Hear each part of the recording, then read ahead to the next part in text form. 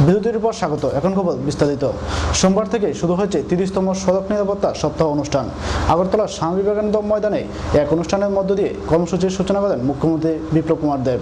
নানা আয়োজনের মধ্য দিয়ে ত্রিপুরার রাজধানী আগরতলায় শুরু হয়েছে ৩০তম সড়ক সুরক্ষা সপ্তাহ ২০১৯। সোমবার আগরতলার রাস্তাবল ময়দানে বেলুন উড়িয়ে আনুষ্ঠানিকভাবে এই সড়ক সুরক্ষা সপ্তাহের উদ্বোধন করেন মুখ্যমন্ত্রী বিপ্লব কুমার দেব। এই সময় ত্রিপুরা সরকারের পরিবহন মন্ত্রী প্রণজিৎ সিংহ রায়, রাজ্য সড়ক পরিবহন নিগমের চেয়ারম্যান অলিক মজুমদার, পুলিশের আইন শৃঙ্খলা শাখার ইন্সপেক্টর জেনারেল রাজীব সিংহ, ঊর্ধ্বতন কর্মকর্তারা উপস্থিত ছিলেন।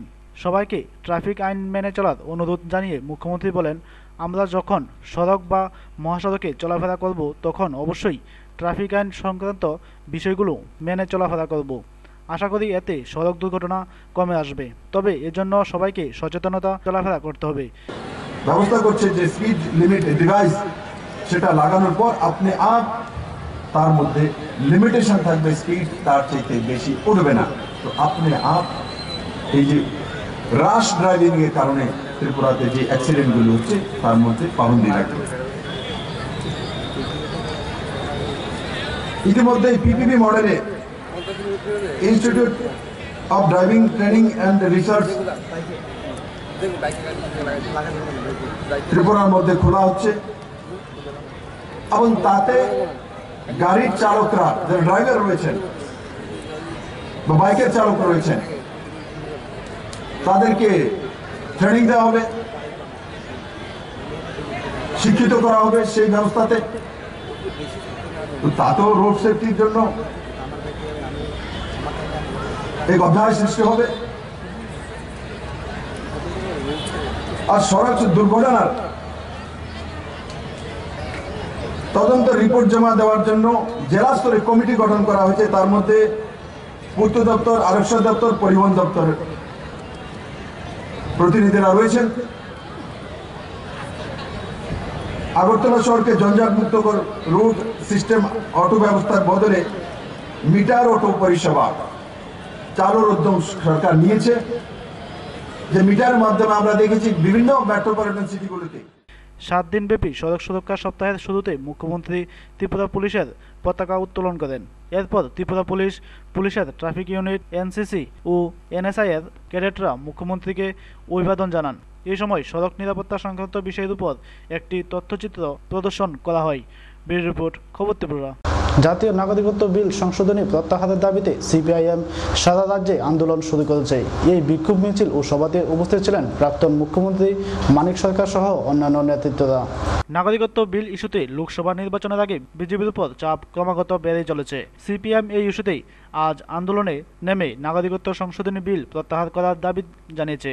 একই ইস্যুতে খুমলুঙে আজ থেকে শুরু হয়েছে অরাজনৈতিক মঞ্চের আমরণ অনশন। এনআরসির বিরোধিতা করে অবশেষে প্রদেশ কংগ্রেসও আন্দোলনে নেমেছে। ফলে আসন্ন লোকসভা নির্বাচনের আগে নাগরিকত্ব বিল রাজ্য রাজনীতিকে ক্রমশই উত্তপ্ত করে চলেছে। তাতে শাসক বিজেপির উপর বাড়ছে প্রবল চাপ। বিরোধী দল ও অরাজনৈতিক মঞ্চের এই আন্দোলন লোকসভা নির্বাচনে বিজেপিকে চরম কোণঠাসা করে দিতে পারে। জাতীয় নাগরিকত্ব বিল সংশোধন প্রত্যাহার করার দাবিতে সিপিএম আজ সারা রাজ্যে আন্দোলন করেছে। দলের প্রতিটি আন্দোলন কর্মসূচিতেই লক্ষ্য করা গেছে কর্মী সমর্থকদের সারা জাগানো অংশগ্রহণ। রাজধানীতে এই বিলের বিরোধিতা করে সিপিএমের উদ্যোগে হয়েছে বিক্ষোভ মিছিল ও সভা। বিক্ষোভ মিছিল শহরের বিভিন্ন পথ পরিক্রমা করে এরপর হয় সভা।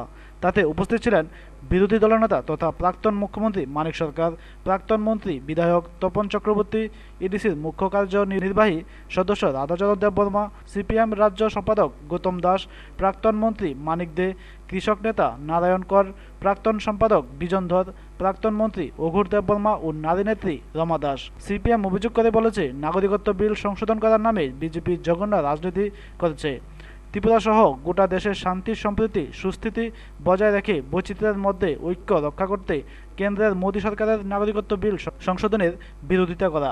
এই ইস্যুতে সবাই বক্তারা কেন্দ্রের বিজেপি সরকারের কড়া সমালোচনা করে সোচ্চার হয়ে ওঠে। বিরোধী দলনেতা মানিক সরকার বলেন, এনআরসি ইস্যুতে গোটা দেশে চলছে সংকীর্ণ মানসিকতার রাজনীতি, যার প্রভাব পড়েছে দেশের শান্তি, সম্প্রীতি ও ঐক্যের মধ্যে। মোদী সরকার বিলের সংশোধন করার নামে পূর্বোত্তরে জাতি উপজাতির মধ্যে বিভাজনের রাজনীতি তৈরি করেছে। ধর্মীয় ভেদাভেদ তৈরি করে এই অঞ্চলের শান্তি সম্প্রীতিকে বিনষ্ট করতে মরিয়া হয়ে উঠেছে, যেটা কখনোই কাঙ্ক্ষিত বা বাঞ্ছনীয় নয়। রাজনীতি করার মতো একাধিক ইস্যু রয়েছে, কিন্তু নাগরিকত্ব বিল সংশোধনের নামে কেন্দ্রীয় সরকার বর্তমানে যেটা করছে সেটা গ্রহণযোগ্য নয়। এর বিরুদ্ধে প্রতিবাদ ও প্রতিরোধ আন্দোলন গড়ে তোলা উচিত। বক্তারা আরও বলেন, নাগরিকত্ব বিল যদি সংশোধন হয় তাহলে সেটা ত্রিপুরা সহ পূর্বোত্তরের জন্য হবে ক্ষতিকারক। এই অঞ্চলের শান্তি, সম্প্রীতি ও উন্নয়নের উপর বড় ধরনের আঘাত আনার জন্য জঘন্য চক্রান্ত ও পরিকল্পিত রাজনীতি। আমাদের দেশে সাধারণভাবে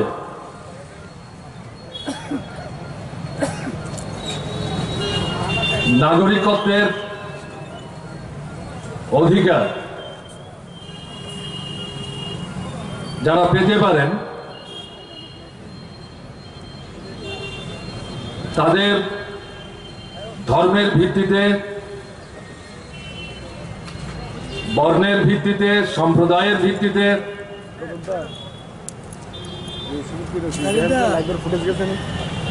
জনগোষ্ঠীগত নানা ধরনের যে বিভাজন এবং বৈচিত্র্য, তার ভিত্তিতে তাদেরকে বঞ্চিত করা যাবে না। লিঙ্গ বৈষম্যের কোনো সুযোগ নেই। নারী পুরুষ নির্বিশেষে সমস্ত ধর্মীয় ভাবনা, চিন্তা, চেতনা, বিশ্বাসের ঊর্ধ্বে ভারতবর্ষে বসবাসকারী যারা, তারা ভারতবর্ষের সাধারণ নাগরিক হিসেবে স্বীকৃতি পাবেন, সম্মান পাবেন। এটা আমাদের সংবিধানের নির্দেশ। কিন্তু বর্তমান কেন্দ্রের বিজেপি সরকার তারা সিদ্ধান্ত নিয়েছে আমাদের সংবিধানের সাধারণ নাগরিকত্ব লাভের যে বৈশিষ্ট্যগুলো, এগুলোকে উপেক্ষা করে ধর্মের ভিত্তিতে ভারতবর্ষের মানুষকে নাগরিকত্ব দেওয়া হবে। ভারতের কমিউনিস্ট পার্টি, মার্ক্সবাদী, বিজেপি সরকার যখন তাদের মন্ত্রিসভায় এই সিদ্ধান্ত গ্রহণ এবং ঘোষণা করেন, তার প্রতিবাদ জানান।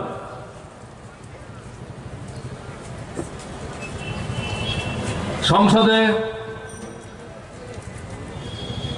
এই বিল যখন উপস্থিত করেন, অন্যান্য আরো রাজনৈতিক দলের সাথে মিলে এর প্রতিবাদ জানান।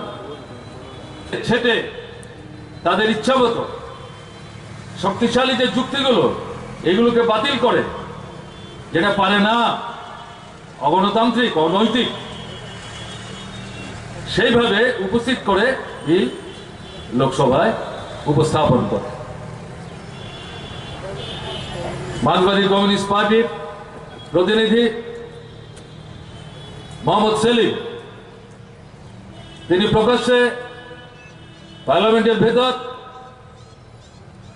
অন্যান্য আরো যারা এই বিলের বিরোধিতা করেন তাদের সাথে কণ্ঠ মিলিয়ে প্রতিবাদের সোচ্চার ছিলেন এবং তাদের যে বক্তব্য, ভিন্নমত, এটাও যে কেটে ছেটে দিয়েছে, এটারও প্রতিবাদ জানান। কিন্তু আপনারা জানেন, গত লোকসভা নির্বাচনের পর ভোট ভাগাভাগির সুযোগ নিয়ে 100টার মধ্যে 31টা ভোট পাওয়া সত্ত্বেও বেশিরভাগ ভোট বিজেপির বিরুদ্ধে থাকা সত্ত্বেও, যেহেতু বিভিন্ন দলের মধ্যে ভাগ হয়ে গেছে, এই সুযোগ নিয়ে আসনের দিক থেকে বিজেপি বলা যায় এটা বড়সড় সংখ্যা নিয়ে কেন্দ্রের সরকার দখল করে এবং লোকসভায় তারাই সংখ্যাগরিষ্ঠ। গত বছরের যে বাজেট, 18-19-এর যে বাজেট, তাতে যা আয় হবে বলে তারা বলেছিলেন, দেখা গেল বছর শেষ হওয়ার পর সেই জায়গাগুলি থেকে সেই পরিমাণ আয় হয়নি। সবচেয়ে যে জায়গাটা থেকে আয় বেশি হওয়ার কথা ছিল জিএসটি, সারা ভারতবর্ষে একরকম ট্যাক্স, কত কিছু বুঝিয়েছে, কত অসুবিধা করেছে মানুষের। একটা তো নোটবন্দি করে কোটি কোটি মানুষের চাকরি, ব্যবসা বাণিজ্যের সর্বনাশ করেছে। এটা কবে আমরা পুষিয়ে উঠতে পারবো জানি না। তার সঙ্গে হচ্ছে জিএসটি। এখন দেখা যাচ্ছে জিএসটি তার যে টার্গেট তার থেকে অনেক পেছে। জিএসটি যদি এই ট্যাক্স আদায় কম হয় তাহলে রাজ্যগুলোর ভাগে কমবে, তার কোনো জবাব নাই। এই বছর কোত্থেকে আসবে এর কোনো হিসেব নাই ঠিক মতো। তাতে কি ঘোষণা করলেন প্রথম? ওই যে কৃষকের আন্দোলন, শ্রমিকের আন্দোলন, ঐক্যবদ্ধ আন্দোলন, ঋণ মুকুব করো, ঋণ মুকুব শেষ না, কৃষকের উৎপাদিত ফসল 1.5 গুণ দামে কিনতে হবে। স্বামীনাথন কমিশন, ডক্টর মনমোহন সিং থাকার সময় বামপন্থীদের চাপে এই কমিশন হয়েছিল। তিনি বলেছিলেন কৃষক এবং কৃষির স্বার্থে উৎপাদন খরচ জাত 100 টাকা হলে আরো 50 টাকা বেশি দিয়ে 150 টাকা দিয়ে কৃষকের কাছ থেকে ফসলটা কিনতে হবে।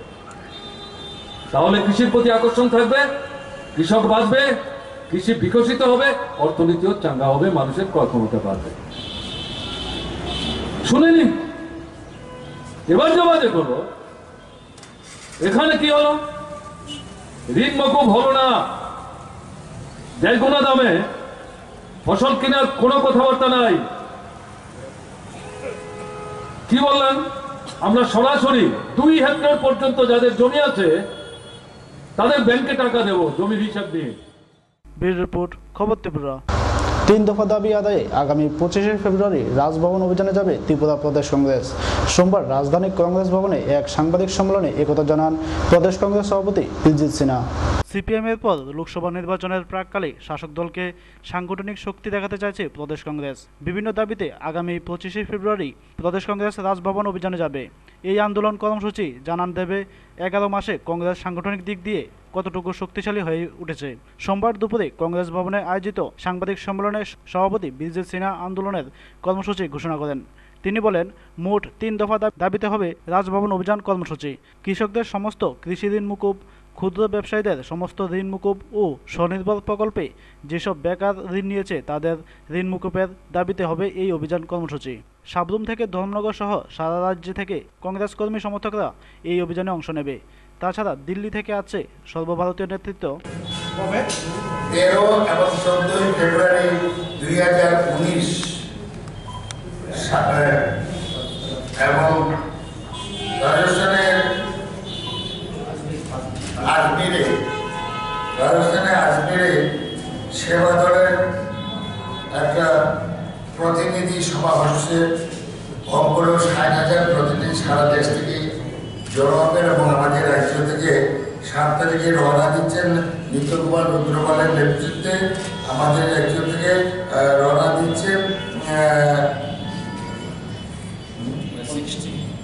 60 জন প্রতিনিধি এখান থেকে রওনা দিচ্ছে।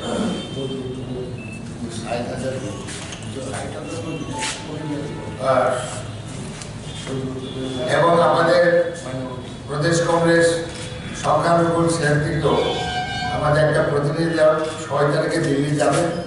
সেখানেও একটা মাইনরিটি কংগ্রেসের শাখা কনভেনশন হচ্ছে। আমাদের এখান থেকে 21 জনের একটা টিম যাচ্ছে। আমরা একটা প্রস্তাব আছে আগামী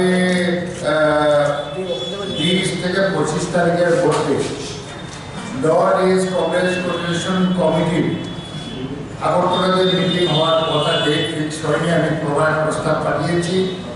আমাদের চেয়ারপারসন হচ্ছে মুকুল শর্মা, মেঘালয়ের প্রাক্তন কংগ্রেস প্রেসিডেন্ট, সিএলপি লিডার, প্রাক্তন মুখ্যমন্ত্রী, ওনার কাছে পাঠিয়েছি। এখনো ডেটটা দেয়নি, হওয়ার সম্ভাবনা আছে। নর্থ ইস্ট 8টা রাজ্যে তখন আমাদের সেই সব কিছু ব্যাপার নিয়ে সেখানে ডিক্লেয়ার করা হবে। এবং এনএসি গুয়াহাটিতে আমরা একটা এনএসি মিটিং হয়েছে। North East Congress coordination committee, সেই মিটিংয়েও কিছু অ্যামেন্ডমেন্ট বিলের বিরুদ্ধে আমরা রেজুলেশন নেওয়া হয়েছে। এবং আজকে আমাদের কংগ্রেস সভাপতির সঙ্গে নর্থ ইস্টার্ন রিজনের কংগ্রেসের নেতৃত্বের একটা প্রতিনিধি দেখা করবে এই বিষয়ে। নর্থ ইস্ট কি বলে থাকবে না কেন, কেউ না কেউ থাকবে, আপনার প্রেস লিস্ট পেলে দেখবে।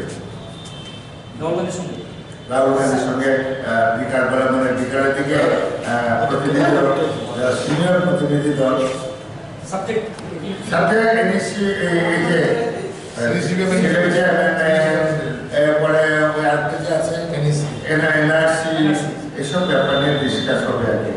এবং রাজনৈতিক পরিস্থিতি নিয়ে বর্তমান যে পরিস্থিতি কি বলে সিটিজেনশিপ অ্যামেন্ডমেন্ট বিল আসার পরে নর্থ ইস্টার্ন রিজনের যে পলিটিক্যাল সিনারি যে সেই ব্যাপারে ডিসকাস করা হবে। শ্রী সিনহা জানান, রাজভবন অভিযান কর্মসূচিতে 15,000-এর উপর কর্মী সমর্থকরা সমাগম হবে। 24শে ফেব্রুয়ারি থেকে দূর দূরান্তের কর্মী সমর্থকরা রাজধানী অভিমুখ হবে। তাদের খাওয়া দাওয়ার জন্য প্রদেশ কংগ্রেস থেকে করা হবে ব্যবস্থা। তিনি বলেন, 11 মাসে রাজ্য সরকার কেবল মিথ্যা প্রতিশ্রুতি দিয়েছে। ভিশন ডকুমেন্টের সাথে বাস্তবের কোনো মিল নেই।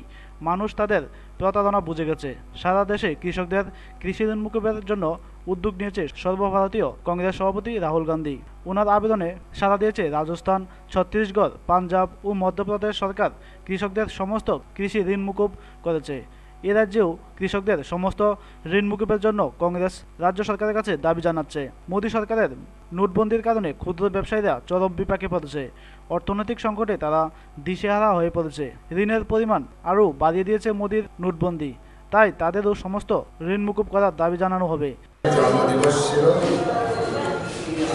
এই দিনে উত্তরপ্রদেশে অখিল ভারত হিন্দু মহাসভা ওখানে মহাত্মা গান্ধীর মূর্তি তৈরি করে গুলি করেছে, বারবার গুলি করেছে। এটা আমরা তীব্র প্রতিবাদ জানাই। তার এই প্রতিবাদে আজকে ভারতবর্ষের সমস্ত রাজধানীতে বিক্ষোভ প্রদর্শন করে অল ইন্ডিয়া কংগ্রেসের ডিরেকশন মধ্যে। এবং আমরা আজকে এখানে 6টার সময় কংগ্রেস যুবক কংগ্রেস এনএসএর যত শাখা সংগঠন আছে সবাই আমরা এখানে বিক্ষোভ করা ডেমনস্ট্রেশন করা। 2 নম্বর ঘোষণা, আমাদের কংগ্রেস সভাপতি রাহুল গান্ধীজি দেশের কৃষকদের জন্য লড়াই শুরু করেছেন। কৃষকদের অর্থনৈতিক বুনিয়াদ গড়ে তোলার জন্য, কৃষকদের ঋণ মুকুব করার জন্য। এটাতে ত্রিপুরার কৃষক সমাজও ডিমান্ড করছেন যে আমাদের গরিব রাজ্যের কৃষকদের কৃষি ঋণ মুকুব করা হবে।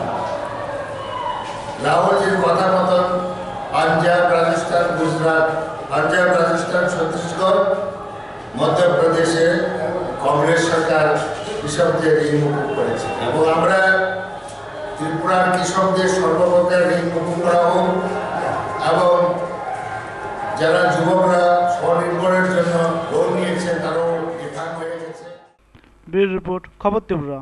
ডিএস রিসার্চ সেন্টার এবং টিপস রেডিওলজি বিভাগের উদ্যোগে ক্যান্সার রোগ সম্পর্কে জনগণকে সচেতন করতে এক মিছিল সংগঠিত করল আগরতলায়। ক্যান্সার রোগ সম্পর্কে জনগণকে সচেতন করতে সোমবার আগরতলায় মিছিল সংগঠিত করল ডিএস রিসার্চ সেন্টার ও টিপস রেডিওলজি বিভাগ। মিছিলটি শহরের বিভিন্ন পথ পরিক্রমা করে টিপসের রেডিওলজি বিভাগের অধ্যাপক বাদন রায় ক্যান্সার রোগ নিরাময়ে সচেতনতার উপর জোর দিয়েছেন। তিনি বলেন, সঠিক সময়ে ক্যান্সার ধরা পড়লে নিরাময় সম্ভব বলে তিনি জানান। বিশ্ব ক্যান্সার দিবস। ক্যান্সার রোগটা শুনলেই আমরা ঘাবড়ে যাই, এটা একটা মারণ ব্যাধি।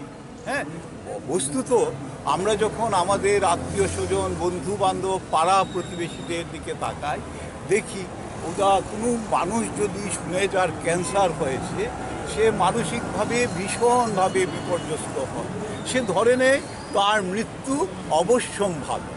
কিন্তু বাস্তবিক পক্ষে আজকের দিনে ক্যান্সার রোগ যদি গোড়ার দিকে ধরা যায়, তাহলে অধিকাংশ রোগীকেই অনেক দিন স্বাভাবিকভাবে বাঁচিয়ে রাখা যায়। হ্যাঁ, কাজেই আমাদের উচিত হলো ক্যান্সার রোগকে কত তাড়াতাড়ি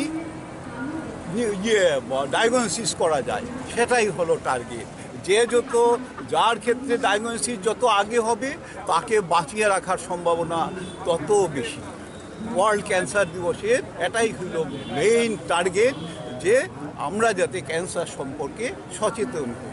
ক্যান্সার রোগীর কতগুলি লক্ষণ আছে, প্রাথমিক লক্ষণ। হ্যাঁ, এইগুলি যদি কারুর মনে হয় যে আমার এই লক্ষণগুলি দেখা দিয়েছে, তার তখন উচিত ইমিডিয়েটলি ডাক্তারের কাছে যাওয়া। ডাক্তার তাকে বায়োপসি করে যদি বোঝে ক্যান্সার, তখন ট্রিটমেন্ট শুরু করবে। ক্যান্সারের ট্রিটমেন্ট 3 ধরনের, একটা আছে সার্জারি, রেডিওথেরাপি মানে রেডিয়েশন দিয়ে ট্রিটমেন্ট, আর আছে কিমোথেরাপি। আমাদের আগরতলা রিজিওনাল ক্যান্সার হসপিটালে ক্যান্সার চিকিৎসার যথেষ্ট উন্নত ব্যবস্থা আছে, এবং এটা জেনে রাখা দরকার ক্যান্সার রোগীদের চিকিৎসার জন্য কোনো পয়সা খরচ হয় না, সব কিছুই গভর্নমেন্ট দেয়। কাজেই ত্রিপুরার যারা ক্যান্সার রোগে আক্রান্ত হন, তারা যেন ইমিডিয়েটলি ক্যান্সার রিজিওনাল হাসপাতাল আগরতলা যান। ধন্যবাদ। কি আপনার? আমার নাম বাঁধন রায়। আমি ক্যান্সার হাসপাতালে 30 বছর রেডিওলজিক্যাল সেফটি অফিসার কাম ফিজিসিস্ট হিসাবে কাজ করেছি। এখন টিপসে রেডিয়েশন ফিজিক্সের অধ্যাপক হিসাবে আছি। ধন্যবাদ। রিপোর্ট, খবর ত্রিপুরা।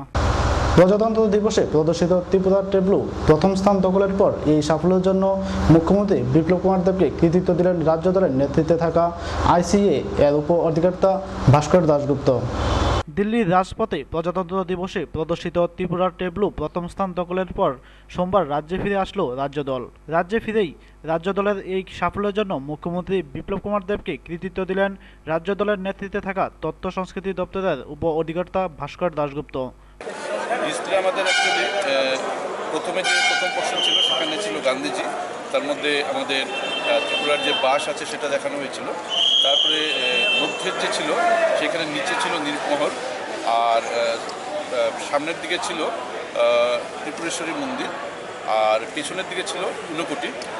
তো আমাদের যে ট্যুরিজমের যে রিলেটেড যেটা আছে সেটা দেখানো হয়েছিল, এবং এটা সত্যি খুব সারা জাগিয়েছে। এটা কি ফার্স্ট টাইম এরকম ফার্স্ট হলো ত্রিপুরা, নাকি আগেও হয়েছে? না, এটা প্রথমবার। আমাদের মাননীয় মুখ্যমন্ত্রী বিপ্লব কুমার দেবের ইন্সপিরেশনে, কেননা উনি আমাদের খুব ইন্সপায়ার করেছেন, এবং আমরা সত্যি ওনার কাছে কৃতজ্ঞ, এবং এই পুরস্কারটা ওনার জন্যই আমরা হয়তো পেয়ে গেছি। কৃতিত্বটা কাকে দিতে চাইছেন? আমরা 100% আমাদের যে যার গাইডেন্সে সেটা হয়েছে, এই যে প্ল্যানিং, এই যে ডিজাইন যেগুলি আছে, আমাদের রাজ্যের মাননীয় মুখ্যমন্ত্রী 37 লক্ষ জনতার আশা ভরসার প্রতি শ্রী বিপ্লব কুমার দেবকে দিতে চাইছে। রিপোর্ট, খবর ত্রিপুরা। বাইক দুর্ঘটনায় মৃত্যু হলো 38 বছর বয়সী এক যুবকের। ঘটনা কল্যাণপুর থানাধীন দারিকাপুর এলাকায়। রবিবার রাতে TR06A 9533 নম্বরের বাইক দিয়ে কল্যাণপুর থেকে দারিকাপুর যাবার পথে রাস্তায় দুর্ঘটনার কবলে বাইক। গুড়াইছড়া পাকা সেতুতে বাইক ধাক্কা লেগে বাইক চালক দারিকাপুরের বাসিন্দা পেশায় দিনমজুর দুলাল সরকার ছড়াতে পড়ে যায় বাইকসহ। তার মাথায় বেশ আঘাত লাগে, রক্তক্ষরণ হতে থাকে। দমকল বাহিনী কল্যাণপুর হাসপাতালে নিয়ে গেলে কর্তব্যরত চিকিৎসক সাথে সাথেই জিপিতে রেফার করে দেন। জিপি যাওয়ার পথেই গাড়িতেই তার মৃত্যু হয়। ঘটনায় জনমনে বেশ চাঞ্চল্য ছড়ায়। বাইকটিকে আটক করে পুলিশ। দিকে একটা পেশেন্ট বাইক অ্যাক্সিডেন্ট হয়েছিল, আমাদের হসপিটালে অ্যাডমিট হয়ে এসেছে। পেশেন্টের প্রচণ্ড হেড ইঞ্জুরি, এবং পেশেন্টটা সেমি কনসিয়াস, এবং খুব অ্যাক্টিভ ব্লিডিং, এবং ব্লিডিং কন্ট্রোল করা যাচ্ছে না, যে কারণে পেশেন্টকে আমরা প্রাথমিক চিকিৎসার পরে আমরা ফায়ার সেন্টারে রেফার করে দিয়েছি। কি হয়েছে? ওটা বাইক অ্যাক্সিডেন্ট করে এসেছে, এবং হেড ইঞ্জুরি। কি নাম? নাম দুলাল সরকার, 38 ইয়ার্স। রিপোর্ট, খবর ত্রিপুরা। সিপিআইএম সাবরুম বিভাগীয় কমিটির উদ্যোগে নাগরিকত্ব সংশোধনী বিল 2016 বাতিলের দাবিতে এক মিছিল ও প্রতিবাদ সভা করা হয় সাবরুম শহরে। সোমবার সকাল 11 ঘটিকায় সিপিআইএম সাবরুম বিভাগীয় কমিটির উদ্যোগে সাবরুম শহরে নাগরিকত্ব সংশোধনী বিল 2016 বাতিলের দাবিতে মিছিল ও প্রতিবাদ সভা করা হয়। সিপিআইএম সাবরুম বিভাগীয় কমিটির সম্পাদক দীপক চৌধুরী নাগরিকত্ব সংশোধনী বিল 2016 বাতিলের দাবি জানান ও রাজ্যে গণতান্ত্রিক পরিবেশ নেই বলেও দাবি করেন।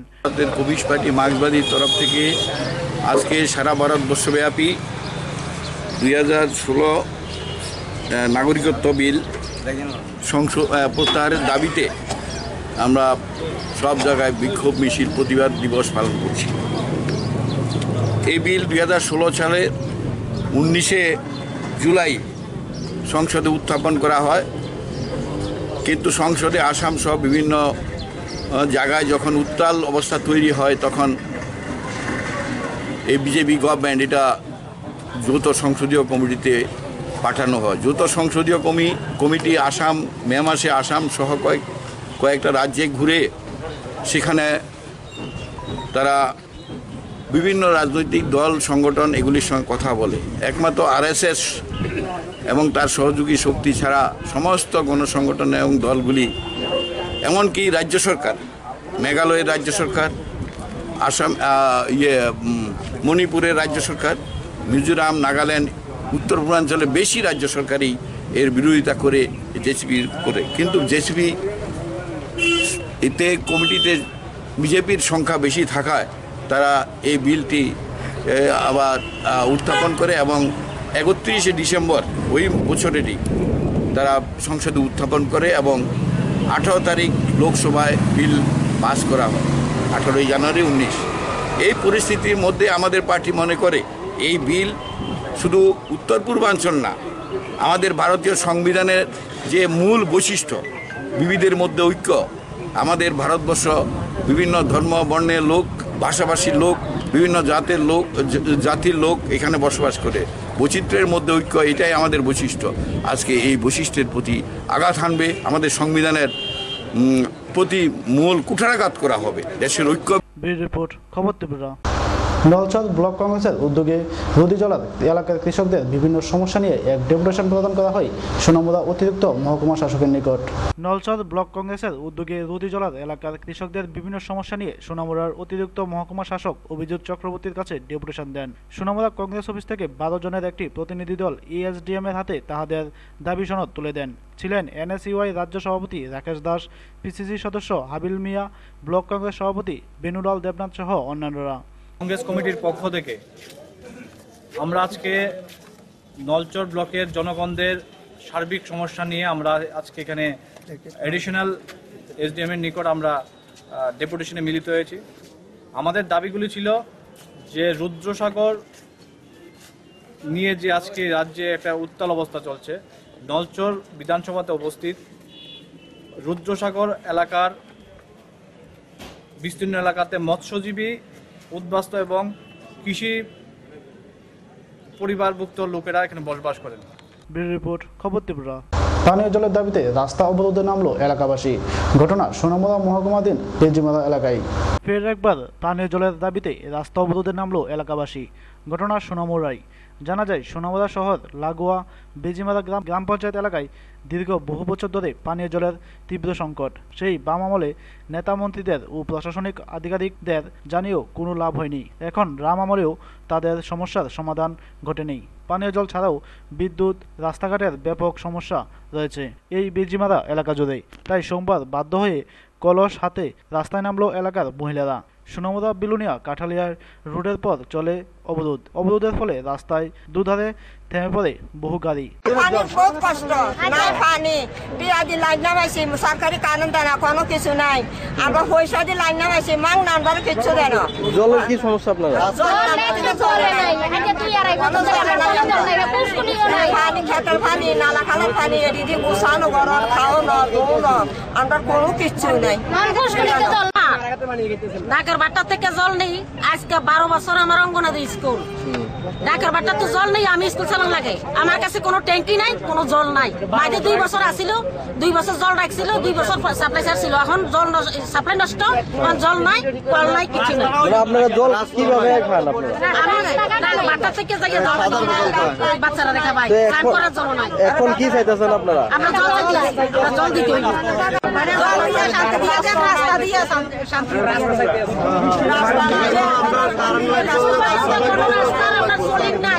মাটির রাস্তা, বৃষ্টি হলে চালা গাড়ি ঢুকতে পারে না। পরবর্তী সময় কাঠালিয়া ব্লকের বিডিওর আশ্বাসে উঠানো হয় পথ অবরোধ। আশ্বাস দেওয়া হয় আগামী 3 দিনের মধ্যেই পানীয় জলের স্থানীয় ব্যবস্থা করা হবে। বিডিওর আশ্বাসে দীর্ঘ 1 ঘন্টা পর তোলা হয় পথ অবরোধ। তারা তো এটা দেখুন, আমি বলতেছি এটা তো 10 বছর আগে থেকে সমস্যা। এই বেজিমারা গাছ আর বাচ্চা থেকে জল আনে, এটা অনেক সমস্যা। তো তারা তো এটার অনেক দিন থেকে সমস্যা। তো এখন মেন বলছে ইলেকট্রিকের যে কারেন্ট ভোল্টেজ, এটা ভোল্টেজ তারা আরো ডাবল লাগে, 100 আছে 200 লাগতেছে। তো আমরা বলছি 3 দিনের টাইম দিচ্ছি, তারা 3 দিন অবধি আমরা যে খাওয়ার জল ট্যাঙ্কি দিয়া জল দেবো 3 দিন। 3 দিনের মধ্যে আমরা ইলেকট্রিক যে ব্যাপারটা আমরা এটা কমপ্লিট করে দেবো, ডাবল করে দেবো ট্রান্সফরমারটা শেষ। আমরা এটা ঠিক করে দেবো, ভোল্টেজ ইয়ে করে দেবো, 3 দিন আমরা ট্যাঙ্কি দিয়ে খাওয়ার জল দেবো, জলে যাতে কোনো সমস্যা। এতটুকু। ব্যুরো রিপোর্ট, খবর ত্রিপুরা।